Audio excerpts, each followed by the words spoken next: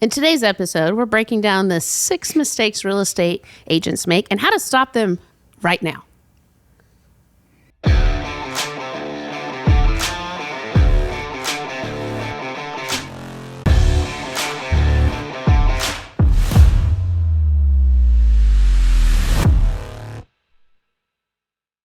Welcome to the Open Books Podcast, where we discuss all things real estate, helping you take the road less traveled to real estate success.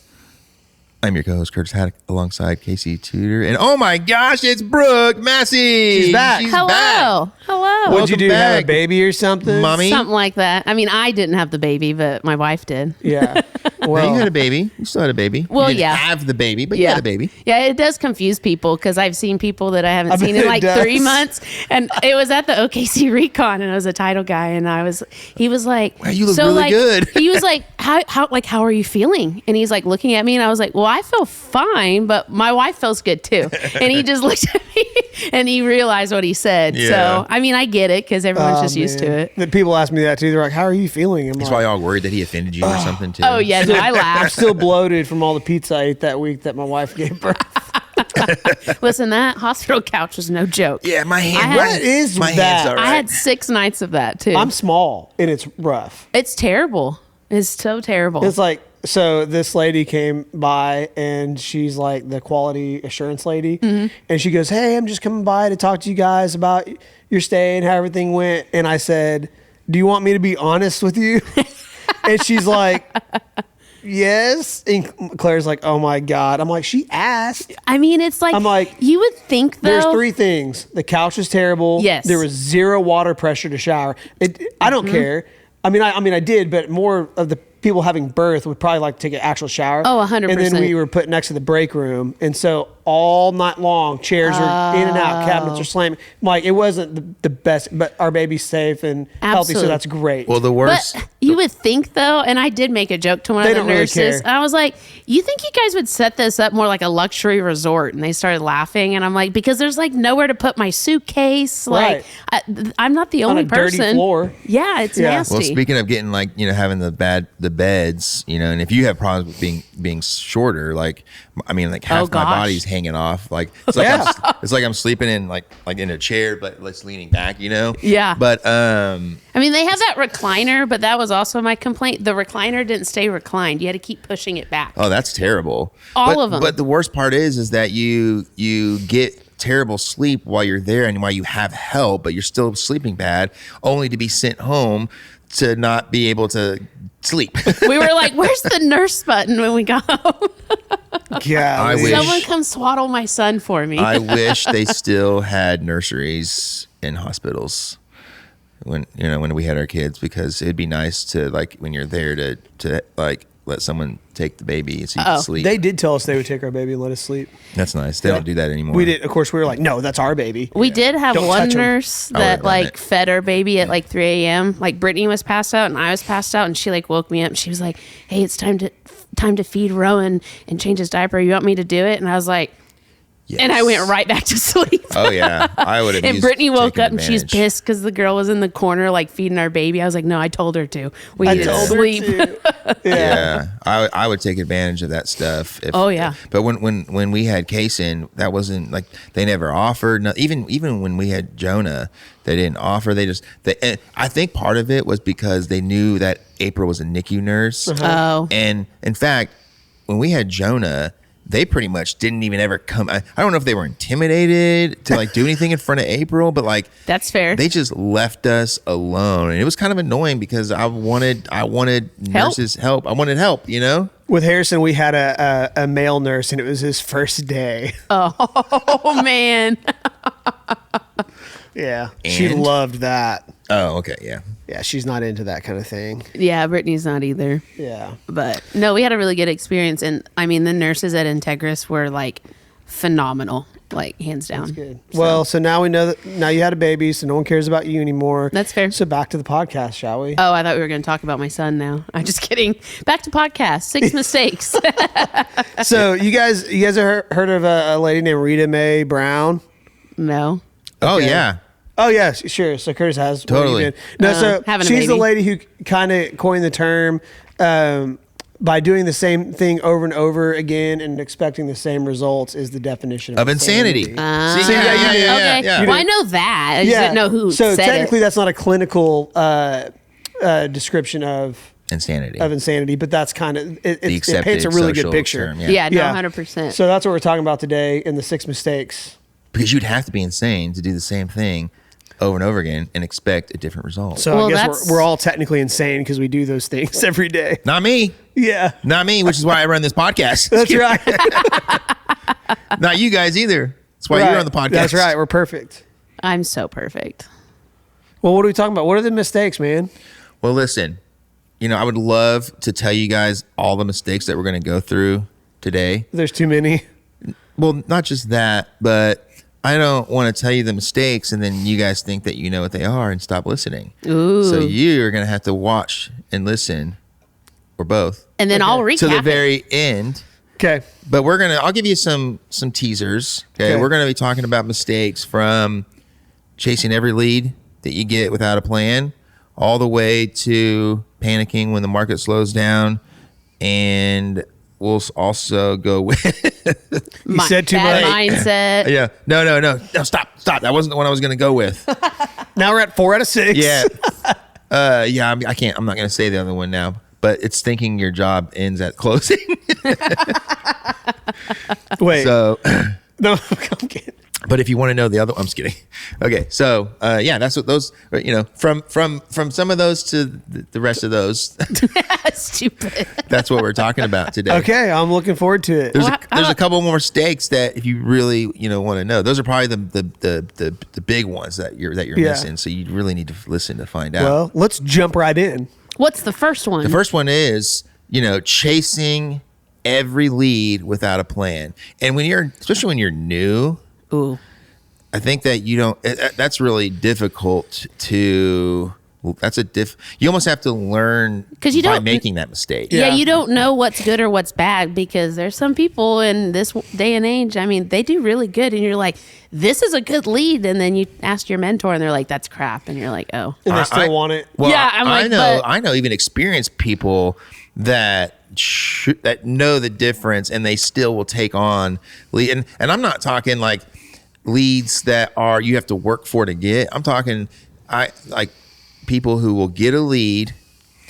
It's a for sure listing, and they still take it, and they have no business taking it. Mm-hmm. And I'm talking more the ones like they get a person who's like calls you up, and they live like in the panhandle of Oklahoma. For those of you who don't know, There's that's nothing out hours there. away from us of a drive. Basically not in your market. It's like their It's not own in your country. market, and they want you to list it, and you're like, oh, this is a $400,000 listing. Like that would be nice. Mm-hmm. I'm going to take that. Right. Right. Because that it's definitely worth it. And anyways, my whole thing, not having a plan in place. It's even if you had a plan in place, can you execute the plan? Yeah. Because if you're not willing, I always say when you're taking on listings, if you are not willing to drop what you're doing and go show the listing from getting a phone call, then you have no business taking that listing. Now, I mean, you could put up a plan in place where you call someone in the market and maybe pay them to do showings and stuff. How many showings are you going to end up having to pay? Do you trust them to be are they good at what they do? Are they going to take care of those leads? Are they going to take care of your seller the way you would if you were showing it? I mean, there's just so many variables. I'd And almost so- argue they're not good if they take those. Yeah. Yeah. Because I think any really good agent would understand that that's stretched too far, and they would just refer it out and get 25% and be done with it. No, Yeah. for sure. I'm talking about though, an agent getting paid to go do showings, but someone who has time to do that, they're going to be probably an agent that doesn't have a ton of business or experience, which is why they have time to get paid to go do showings. It's so hard. I mean, this one thing I feel like one thing leads to another because your job is to spend your time wisely, and so if you're a new agent and you want to make side money, driving 2 hours to show a house is not a good way to spend your time. That's the quickest way to have to go get side money. Right. Because you're spending too much money on gas and now you're not making calls. You could Uber along the way, bro. Well, I think it's like people get stuck in their head. They're like, they know they have to get a lead and then they get one. They don't care where it's at. And then sometimes when you're new, you just get leads like just so random versus like just focusing on, hey, just focus on this area and do lead generation activity. I think people think about, sorry. It's okay. I'll remember. Okay. I think people think about the money and not the actual activities that it takes. And when I want to say about that, and I think people do that a lot, but what everyone wants to do is build a referral-based business. So is that where you want to get your referrals? Right. In the panhandle? No. Are you really wanting to have repeat business and referral business and sign calls in that area? If not, you need to refer it out. Yeah. Yes. Sorry. Okay. You remember? Yeah. I was going to say, and speaking of focusing on something, a mistake you can make is focusing on that one lead too. It's just like time and time again, it's like we have an agent or agents that they get one for sale by owner that's like on the fence with listings. So they're focusing on them. They're thinking about them every day. And then they either list with another agent or they list with that agent and now they got a listing. And now they completely stop doing everything else they were supposed to be doing to try to sell that listing, which basically means do nothing. But you know what I mean? It's like, so you're focusing on the wrong things, which you should always be focusing on new business. Yeah, because when you get new business, like there's been just this past week, we had a sign call. We had 2 listings and one wasn't like really moving a lot. We weren't getting a ton of showings. And then they called us on another listing. Well, they were very similar because they're both new construction in the general same area. So we took them to the other listing. So like just by us going out and getting more business, I was able to help that listing. If that makes sense. It does. It does. Okay, good. Totally. Explain it again. I'm just kidding. I mean, any other examples? I think, as you get more and more experience, every lead that you get is not something you should chase down because of your time. I think so. $40,000 leads, but when you're new and you don't have anything going on, take them. You can learn more from a $40,000 deal, and you can at least ask them if they know anyone else who's buying and selling. But maybe you're working in the you're working in the field, so you might as well.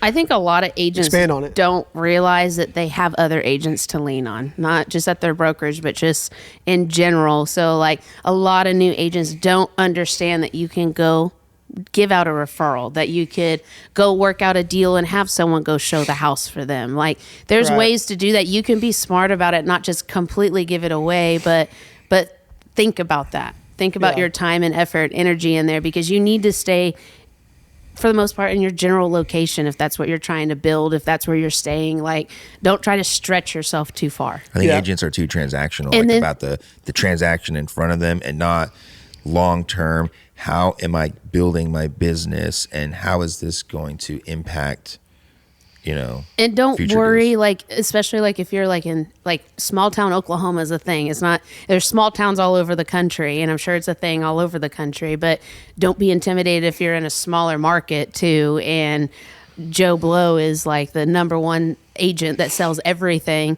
There's still other people. There's not everyone likes Joe Blow. They may just use him because that's the only name. If there's 10 people using him, 6 of them wish they weren't. Exactly. So don't be intimidated about that and just go get some leads. Lead generate. Well, that's the number one job is lead generation, and systems and processes can assist with the rest of it, which easier said than done. Yeah. Well, but that's the idea. Panicking when the market slows down. Well, this is a problem. Yeah, I was like, Casey and I just had this conversation. Well, it's a problem because the media and the public buy into that. And so that's like that's kind of the obstacle that you as an agent have to overcome. I had a client the other day, and I've sort of been on and off helping, and I just decided, you know what, they'll get my weekly email.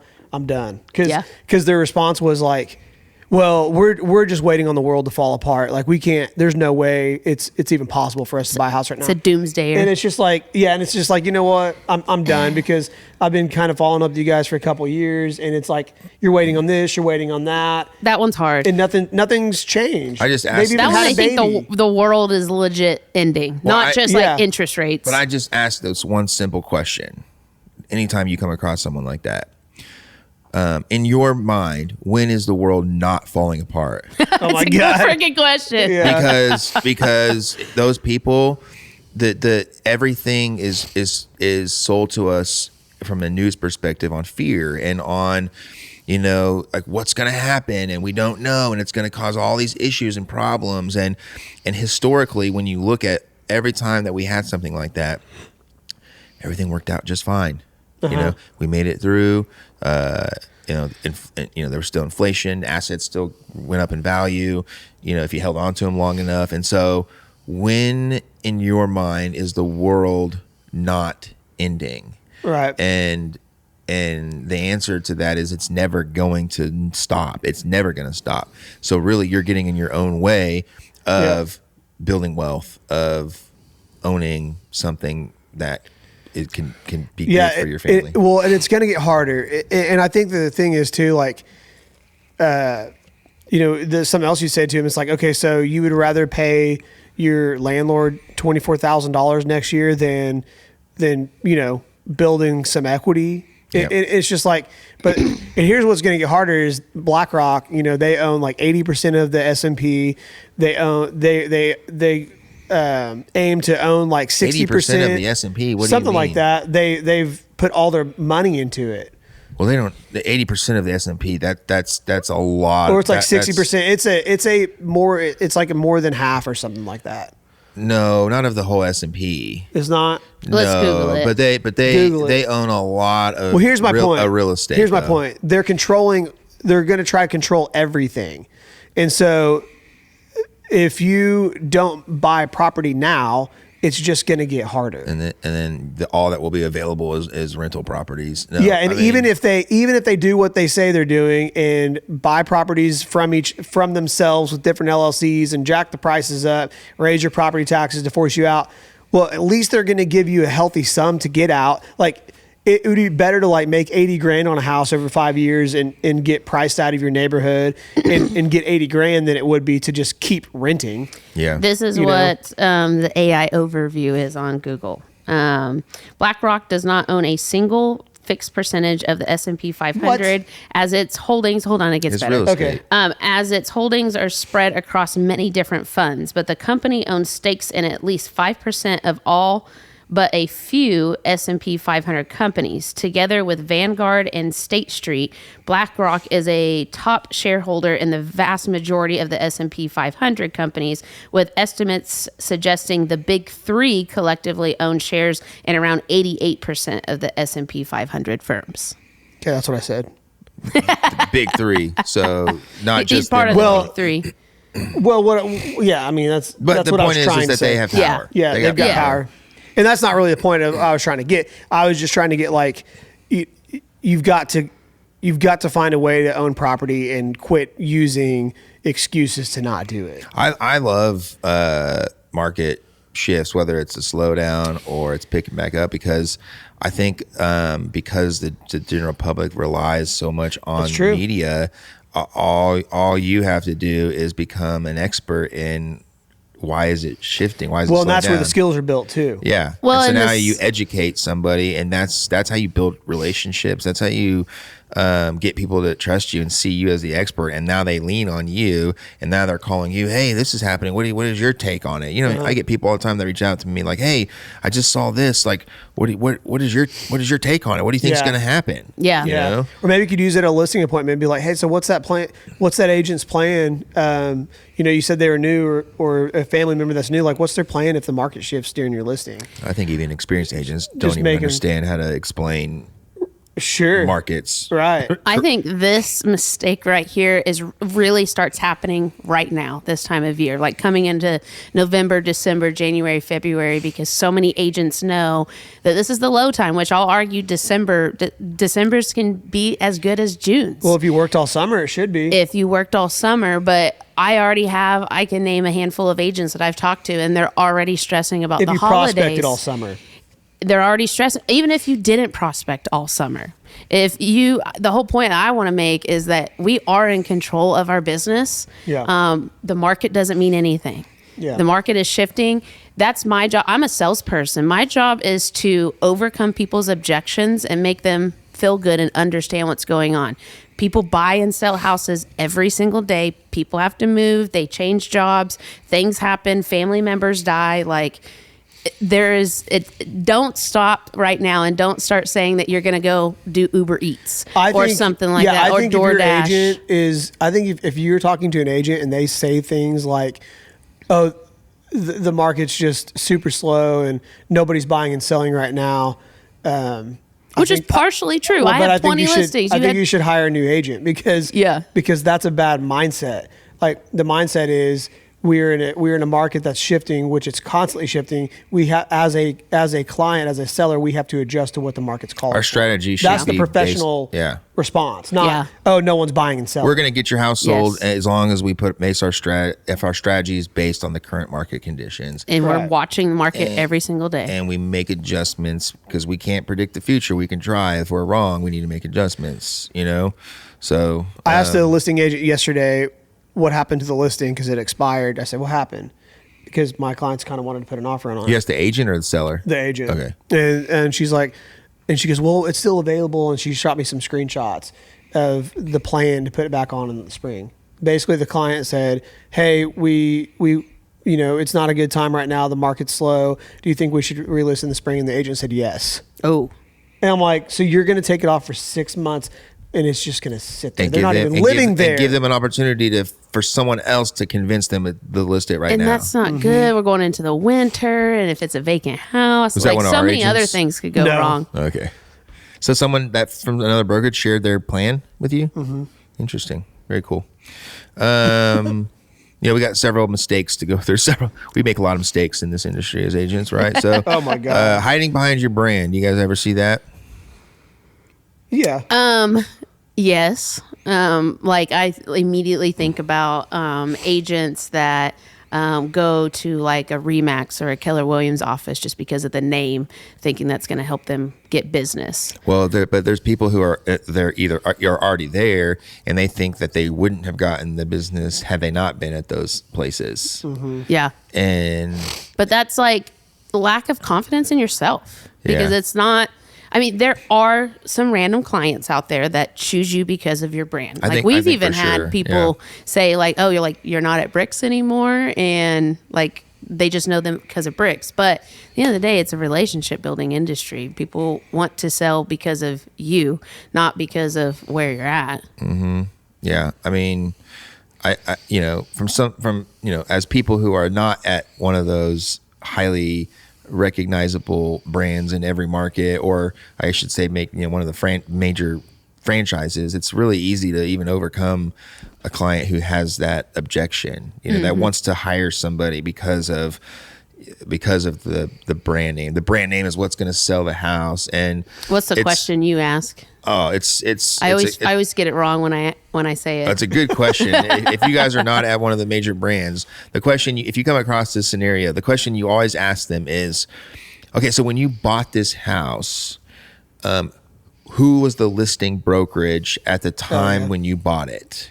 Most of the time they have no clue, and then that's your answer. Is like, okay, well, you see, it wasn't important. Now, I have asked that question before. In fact, when I thought about this question, the very first person I asked knew the answer. Oh, you're like, well, this is a terrible question. Backup plan. Well, I mean, I had to I kind of thought on the spot, when that happened, and it just naturally. There was that natural follow up when they do remember. Oh yeah, it was Keller Williams that had it, or whatever, right? And the reason they remembered is because they knew the agent. that had it listed, and I think they worked with them on both sides, and they wanted to use that agent to sell. That makes sense. I was trying to overcome all that, and so I said, okay, well, had they been an agent with, ABC Realty, then would you have not bought the house? Is that what you're telling me? Yeah. Like the reason that all of the things that you've already told me that you love about this house and what you want to, how you want to market it to a potential buyer, had it not been Keller Williams listed and ABC Realty listed, that would have killed the deal for you? And the answer to that is obviously no. There's probably a few people out there that would say yes, and these are probably people that are like huge into marketing. Yeah. Like we did it for Sell by Owner once. He sold billboards, and I mean, like. Yeah, but that's funny. He was so obnoxious with. If somebody did say that though, like, I would say you did really. Okay, so explain that to me. So what about? So the things that you told me, whatever it is, location to the school, how many beds and baths, and how big the bedrooms are, that it has, it's close to the park, and this has all these things that sold you on it. But you're telling me that one change, the name on the sign in the yard, negates all of that. It carries the most weight. Mm-hmm. And you think that that's what buyers are going to come looking for, is like, okay, so you're going to go buy a house, right, Mr. You only buy right? Keller Williams houses. Right. Are you only going to look at houses that are listed by Keller Williams? Yeah, because they represent the best of the best. Yeah. I've never actually thought about someone who would say that, because I've never come across someone who would agree. Not likely, but if they I know did, they're out there. If they did, just because they want to be a contrarian or just to argue for argument's sake, then it's like, okay, so when we go look at houses, you're only going to look at these brands, correct? So if the perfect house came on the market, and if it was if you know it's listed with somebody else, you don't even want to go look at it. Then. So if I hung my don't license, waste my time, okay? Yeah. So if I hung my license with Keller Williams tomorrow, you'll work with me. Yeah. That's all I got to do. Yeah. I've never sold anything. Yeah. That's man. But yeah, I think hiding behind your brand. Yeah, I mean, and there's some positives that can come with some of that stuff. I know some agents that like will swear by they get some leads, and they get stuff just because of the brand, which it's a bigger network. It's or tools, it's not that it's like not we do, true. like softwares. I mean, there's a lot of positives, but it has nothing to do with you. whether a house will sell or not. No, it's not that it's like not true. It's just that like it's like 1%. Like well, and it doesn't really help your personal brand. Your personal brand is like you are the product. You're the one. You're trying to get people to use you, and so it doesn't matter where you're at. No, that's what we always say. Thinking your job ends at closing. I made this mistake for my entire production career. There's like a stat. Never out had there. a mentor talk to me about after closing. Not once. There's like a stat out there. I think it's like me either. 74% of people forget their real estate agent after the transaction. It's like crazy. something really high. And that's not true, Casey, because we talk about it now. Yeah. What did Casey say? He said, "Yeah, me neither." Whenever I said, "No mentor ever taught me how to." Ever talked to me about after the closing, and so Casey was like, "Yeah, me neither." It passed it down, but no, we goes talked about a long it now. way. Yeah, wasn't until we started getting into the CRMs and learning those and utilizing those several years ago. It was like, man, you really got and thinking, and when you start coaching agents. It's you if you really care about their business, you start thinking like, okay, well, what can they do to become to find referral partners? And one of the things is like, well, you gotta stay top of mind with every deal that you have, so that they don't go and use someone else down the line. Yes. And the best way to do that is to stay in communication with them. Yeah, and help them out in their businesses. I just reached out to a client of mine yesterday, and because I'm going through my phone log again, and it's like, hey, you guys still planning on staying in Newcastle for a long time? Because they just had their second baby. So it's like, okay, this is time, and or a good time. And they're like, yeah, we're staying down here. And I said, hey, I could have swore I saw Ashton start some kind of business, and I was like, tell me more about it. And he did. And he's like, hey, follow us on our social media is like, I'll do it right now. You know, so it's like that having a conversation so with him. I'm sharing his wife's business posts, and you should check it out anyways, because it's about it's all about babies and holistic approaches and breastfeeding, lactation, and all that kind of stuff. So perfect for this podcast. Yeah, that's right. We're full circle here. Yeah, I only talk about my baby now. Like that's how I'm going to sell real estate. I'm telling you, it's a thing. Now, once your kid gets a little older, no one cares anymore. Yeah. I know. You got a short window. Then he stinks and has to wear deodorant, and then we just got to get through that phase. Well, they're just not as cute. I mean, he's always going to be cute. To you? Yes, he will be, but it's not the same. I know. I get it. But the point is that don't just collect a check and this stuff goes move on. Yeah, there's so much stuff you could do. Client Giant is a great one. If you guys don't know what that is, I'll give a shout out to Client Giant, because you can get like a thing. It's like $150 after closing, and they'll send them a little quarterly gift, and they're dumb little things. I probably talked about on this podcast before, but it sent dryer balls to some of my clients, and man, I got so many text messages because they're like, oh my gosh, Brooke thought about me and sent me this nice little gift. Yeah. And so there's tons of stuff out there to like automate your life. So do that. Yeah. Yep, I agree. Avoiding, mistake number 5, avoiding tough conversations. This one is probably like number 1. Yeah. I mean, because sometimes like it's that hard. tough conversation isn't tough. You just hype yourself up, and then it's like you call them and they're like, okay, what do I got to do? Unless you know how they're going to respond. That's like, fair. Oh my God. But even if you do, it's like you still got to have the conversation. And you know what to expect. So it's like, don't dwell on it. Like if you have it, then I mean, if you have to ask some people for some help, but just get it over with. That should be like your top priority. Yes. Yeah, that's true. But you don't want to do it too fast, because you want to process yourself. Mm-hmm. You want to prepare. You want to have a plan. And I swear, half the time it resolves itself before you make the call. That is true. So it's like they'll call and be like, you know what? Never mind. We thought about it. We're good. And thank God I didn't. I was just about to call them, and that would have like really pissed them off.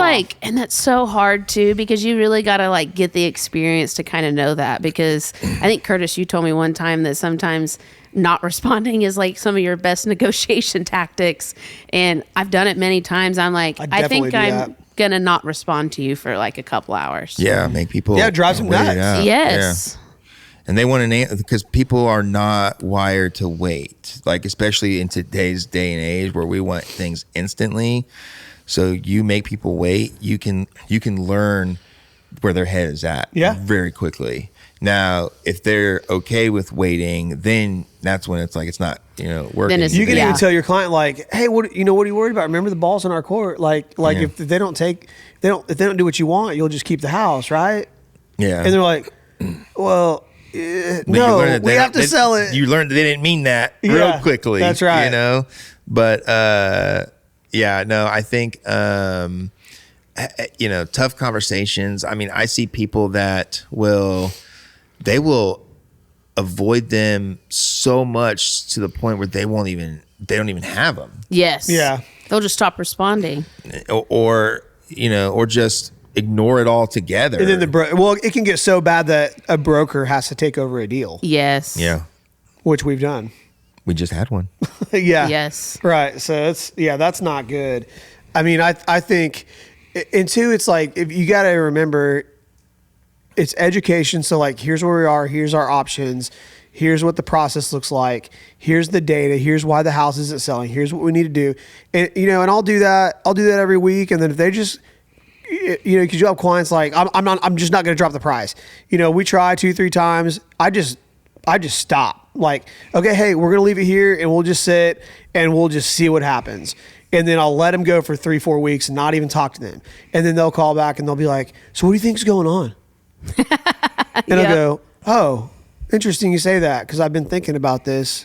Yeah. And it's like, we have to reduce the price. Well, that's what I was going to say. I think that's the number one conversation that people avoid. Yes. Is pricing, because of the stereotype of, well, all agents care to, like, I could sell houses if all I did was drop the price, And of course. It's like there's so much that goes into that. Why you got to drop the price. But some people are so afraid of telling people that or having that conversation, that they just will let that listing just sit and expire. sit, and they'll get fired or it'll expire, and they lose any potential of making any kind of commission on that. They did all that work to convert it, to list it, they paid for marketing.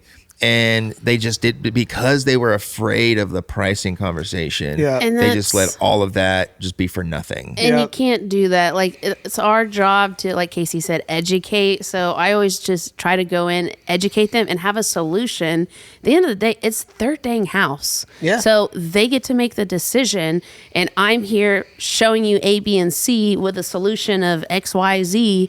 And you get to decide. And if you decide not to, then whenever I call you again, then we're having the same conversation again. And just trying to have like a positive mindset, like, hey, I am helping. I'm letting you know, like, hey, this is what's wrong. It's not anything that I'm doing. This is what the market's saying.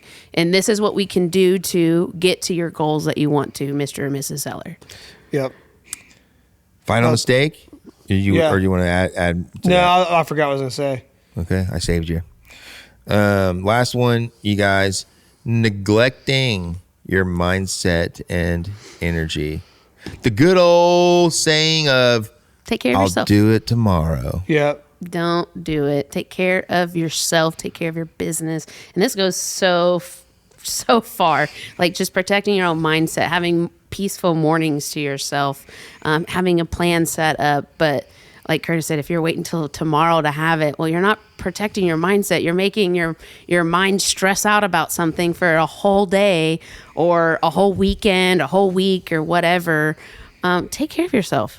Yeah, and the mindset around educating yourself on the process and learning new skills is also important, because the reason people don't want to, it's not always about rejection. Like, they don't want to make the call. It's because they don't know what to say. Yeah. It's a lack of skill. Fear and rejection is a part of it. But if you knew what to say every time, you would never be worried. No, it'd be boring. The call. No, you would kill it. That's fair. If you knew what to say every time to every person. Yeah. I would have to hire somebody, because I can't say the same thing. But it's kind of like this is. But an example is, I don't want to talk to my clients about price drop.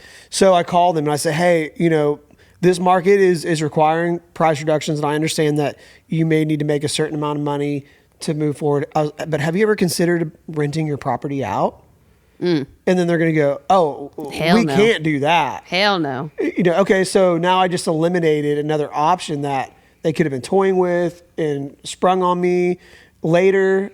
I just made them think. Or they use it as a threat. Or they use it as a threat. I was like, a little bit of I let them know, hey, like, if you want to rent it, like, do it. Because if they're going to rent it, they're going to do it regardless of what I say. So go ahead and just bring it up. And then they're like, oh, no, I can't do that. Oh, and then so I tell myself, okay, so we do have to sell. So the only way forward is to do this. When people bring those scenarios to me, my typical response, and it has worked well for me in most situations, is like, okay, yeah, that's a great idea. Go ahead and go do it. Yeah. And most of the time they don't do it. It's a threat, or it's just like it's an option in their head, but they don't want to go through the effort after do. I just had somebody say, well, I understand, I can write the contract myself. I don't really need you to do it. And so my response was what it always has been. Well, yeah, that's great, but I mean, I'm not going to discount my services just because you are going to think you're going to take over the whole transaction and can do it. So if you can write the contract and don't need me, go do it. They went and did it and wrote the contract, and they still send a check in though, which is nice. That doesn't happen. That doesn't happen very often. No, it doesn't. But it's like a good example of like, those just aren't the kind of people you want to spend your time on. I know it's one of those things where it's like, and these were higher end, these were luxury properties, and so it's like just the off chance that, it was close. But. It is what it is. I definitely got paid more than the time I put into it, though. I wish I had a savings account with all the money that I got screwed over from clients, just to see how much you'd be rich. I mean, I would have a retirement fund started. That's fair. That's for sure. That part is so hard for me. Like, when I think about that, And like, I just had to tell myself, it's like, well, you know what? It's the cost of doing business. It's the cost of doing business. You know? And the more I sell, the more it's going to happen. Mm-hmm. Oh, it does. And people don't get that. But it still pisses me off. But that people will let that affect them so much that they'll harp on it so much that it'll impact their decisions to keep moving forward. So I was really bad about that. Which is a mindset in thing. a different light in the follow-up after closing. Like if people were really difficult, I'd be like, I am never talking to that person again. Oh yeah. And then it's like looking back on it, I was like, well, that wasn't the best move. Depends. Sometimes, yes. Right. There's definitely some people, or the opposite. I thought that they didn't like me because something happened between them and the other party. And, you know, me being a caring person, I felt like they thought I didn't do a good enough job because they were mad at the closing table. Yeah. You care. And then they're like liking my posts, and I'm like, no, they're not mad at me. Yeah. It's such a funny thing. You know, like, hey, what's up? I'm here. Yeah. So it's like, I think that's probably a big mistake that I've made over the years or with my mindset is how I view my clients after closing. Like just writing people off that were difficult. Or assume they wrote me off. Yeah. All right. So love you guys. Ready for a recap? Let me know when you want to buy or sell. Call 580-402. All those are wrong. 7772. I'm pretty sure that I got that right. Pretty sure. All right, let's recap. So I'll recap all 6 mistakes because we talked about a lot. So chasing every lead without a plan. Make sure you guys have a plan. There's multiple ways that you can run leads that come through. Panicking when the market slows. Just remember, you guys are in control of your business, and you're not in control of the market, but you're in control of how much money you want to make in this business. Hiding behind your brand. So don't do that. Thinking your job ends at closing. This is a huge one. If you are in this and you're trying to build a business, make sure you have something, even if it's just like a weekly email like Casey mentions all the time. You don't have to do elaborate gifts or Client Giant. Just have a plan and stay in contact with your clients after closing. Avoiding tough conversations. Just don't do that. Neglecting your mindset and energy. And again, another big one. You have to take care of yourself. Have a positive mindset. This is your business. If you're going to start thinking negative about it every single day, well, your job's going to be negative at that point. So I feel like when you were recapping and going through each mistake, it was like, because these are mistakes, and you always clarified them with like, don't do that. Mistake number 2, don't do that. Yeah, you don't want to do that one either. These are mistakes, Let me people. tell you something else you don't want to do. Yeah. Oh, man. That's funny. That's good stuff. That's good stuff.